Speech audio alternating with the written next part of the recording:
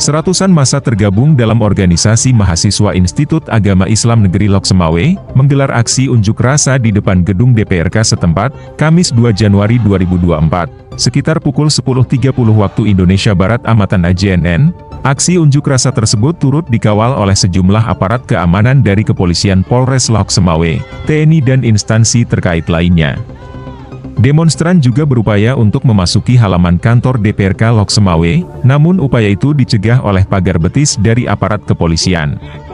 Aksi saling dorong antara petugas dan mahasiswa juga sempat terjadi, namun terlerai saat Ketua DPRK Loksemawe, Faisal beserta anggota keluar menemui demonstran. Demonstran meminta pemerintah mengkaji ulang secara transparansi dan melibatkan berbagai pemangku kepentingan memastikan kebijakan pajak pertambahan nilai atau PPN, supaya tidak memberatkan rakyat.